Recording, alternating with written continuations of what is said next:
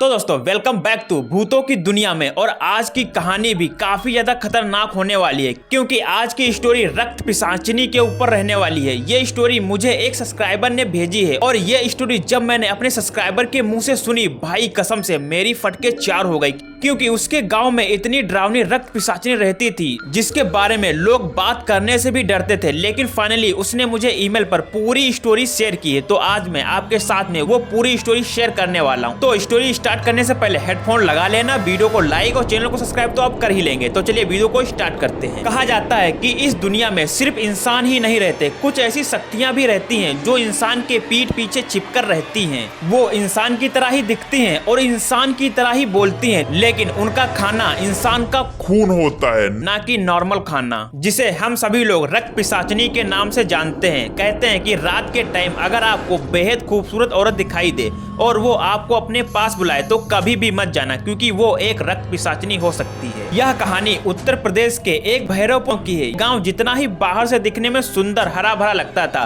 रात होते ही ये गांव उतना ही डरावना हो जाता था।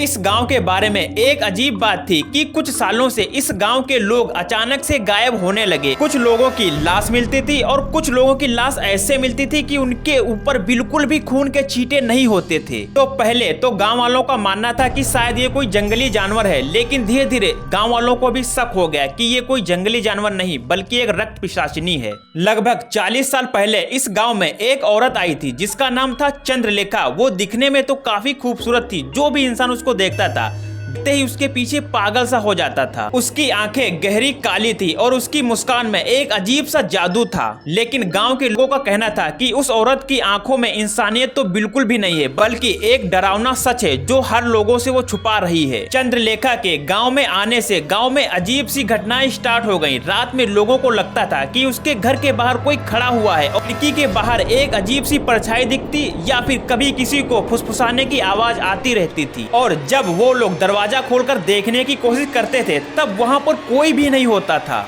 एक रात गांव का एक युवा राकेश खेती से वापस शाम के टाइम लौट रहा था। तब उसने देखा कि पीपल के पेड़ के नीचे वही चंद्रलेखा रात के टाइम बैठी हुई है। तो वो गया और बोला कि आप इतने टाइम यहाँ पर क्या कर रही हैं? तो चंद्रलेखा सिर्फ मुस्कुराई और बोली, क्या तुम मेरी मदद करोगे? तो राकेश ने बोला, क्यों नहीं, मेरे ही गांव की तुम औरत हो, मैं क्यों नहीं आपकी मदद करूंगा। तो चंद्रलेखा उसको एक ऐसी जगह पर लेकर गई जहाँ से राकेश कभी भी वापस नहीं लौट सका। और अगली सुबह जब राकेश के घर वालों ने राकेश को ढूंढना स्टार्ट किया तो राकेश की डेड बॉडी मिली उसी पीपल के पेड़ के नीचे। और सबसे ज्यादा डरावनी बात तो ये थी कि उसकी डेड बॉडी पर थोड़ा सा भी खून का निशान नहीं था। ये देखकर पूरे गांव वालों के पैरों के तले से जमीन खिसक गई, क्योंकि ना तो उसकी डेड बॉडी पर कोई घाव था और ना ही कोई खून के छींटे थे। तो आखिर उसको मारा तो मारा किसने और कैसे मारा? और उसका चेहरा ऐसे था कि जैसे उसने मरने से पहले कोई भयानक चीज देखी हो। उस दिन के बाद से पूरे गांव में एक डर का माहौल फैल गया। कोई भी अपने घर से नहीं निकलता था, सबकी खिड़कियां बंद, दरवाजे बंद, हर चीज बंद ही रहती थी हर टाइम। लेकिन फिर भी मौतों का सिलसिला बंद नहीं हुआ। किसी न किसी दिन किसी न किसी की मौत होती ही रहती थी और हमेशा लाश उसी तरह से, ना तो उसके बॉडी पर कोई घाव होता था, ना तो उसकी बॉडी पर कोई खून के छींटे होते थे, मतलब कुछ भी नहीं, नॉर्मल एक बॉडी रहती थी। और उस बॉडी को सिर्फ पीपल के पेड़ के नीचे ही पाया जाता था। उसी गांव में एक तांत्रिक बाबा रहता था जिसका नाम था कालीदास बाबा। तो गांव के सभी लोग उस बाबा के पास में गए और पूरी घटना बताई। तो उस बाबा ने पूरे गांव के चारों तरफ एक पूजा पाठ किया, मंत्र पढ़े और दुनिया भर का जो भी वो तांत्रिक कर सकता था वो हर चीज उसने की। और फिर एक दिन उसी तांत्रिक ने पूरे गाँव वालों को बुलाया और बोला कि तुम्हारे गाँव में कोई नॉर्मल नहीं है, बल्कि तुम्हारे गांव में एक रक्त पिशाचिनी रहती है। अब गांव वाले डर गए और उन्होंने पूछा कि ये रक्त पिशाचिनी क्या होता है। तो बाबा ने बताया कि रक्त पिशाचिनी एक ऐसी औरत होती है जो मरने के बाद में भी नहीं खत्म होती है और वो वापस आती है। वो दिखने में तो इंसान का ही रूप होती है, लेकिन अंदर से वो एक चुड़ैल होती है जो सिर्फ इंसानों का खून पीने के लिए आती है। और सबसे ज्यादा खतरनाक बात तो ये थी कि वो एक खूबसूरत महिला का भी रूप ले सकती है और आपको अपने झांसे में फंसाकर आपको मारकर आपका खून पी सकती है। अब बाबा ने उन गाँव वालों से पूछा कि क्या आपके गाँव में हाल ही में कोई कोई ऐसी औरत आई है, तो सभी गांव वालों का शक चंद्रलेखा पर गया।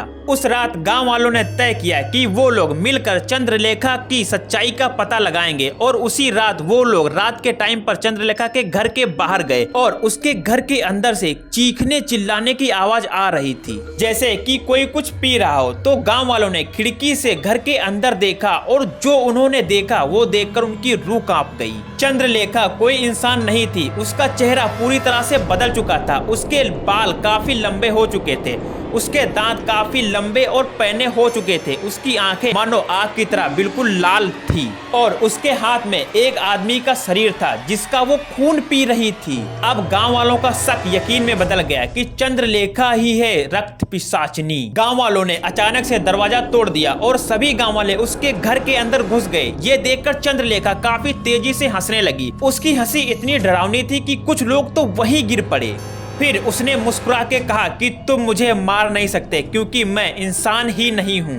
तभी वहाँ पर कालिदास बाबा जो तांत्रिक थे वो पहुँचे और उन्होंने मंत्र पढ़ना स्टार्ट कर दिया और चंद्रलेखा अचानक से तड़पने लगी, लेकिन वो इतनी आसानी से खत्म नहीं होने वाली थी। उसने एक जोरदार चीख मारी और अचानक से गायब हो गई। तो याद रखना, अगर आपको रात के टाइम कोई खूबसूरत औरत पीपल के पेड़ के नीचे बैठी हुई है और आपको बुलाए तो भूल कर भी मत जाना, क्योंकि वो खूबसूरत औरत नहीं बल्कि रक्त पिशाचिनी हो सकती है। यहाँ तक वीडियो देख रहे हो तो वीडियो को लाइक और चैनल को सब्सक्राइब भी कर लेना, क्योंकि ऐसी वीडियोस में इस चैनल पर लाता रहता हूँ। Thank you for watching. जय हिंद।